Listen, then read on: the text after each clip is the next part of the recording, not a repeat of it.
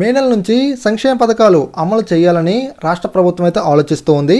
Super 6 పథకాలపై focus అయితే పెట్టింది.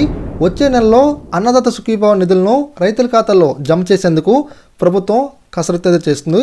ఇంకోవైపు విద్యా సంవత్సరం ప్రారంభంలో తల్లికి వందనం అమలు చేయాలని చూస్తూ ఉంది కూడా.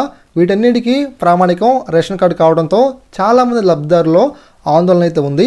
అందుకే ముందుగా అనర్హుల రేషన్ కార్డులు తొలగించి కొత్త వారికి లైన్ క్లియర్ చేయాలని ప్రభుత్వం అయితే భావిస్తూ ఉంది.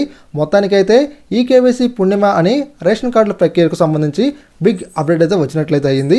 రాష్ట్ర వ్యాప్తంగా 2 లక్షల పైగా అనర్హత కార్డులు ఉన్నట్లు ఒక అంచనా అయితే ఉంది. పైగా కొత్త రేషన్ కార్డులకు సంబంధించి 3 లక్షల దరఖాస్తులు పెండింగ్లు కూడా ఉన్నాయి. వీటన్నింటిపై ఈ నెల చివరిలో ఒక స్పష్టత రానుంది. ఇంకా ఎవరైతే మార్చ్ 31 లోపు ఈకేవైసీ పూర్తి చేసుకోలేదో త్వరగా అయితే చేసుకోండి, లేకపోతే మీకు రేషన్ కార్డు పనిచేయదు. ఇలాంటి ఇన్ఫర్మేషన్ షార్ట్స్ కోసం మన యూట్యూబ్ ఛానల్ని సబ్స్క్రైబ్ డైలీ ఫాలో అవ్వండి.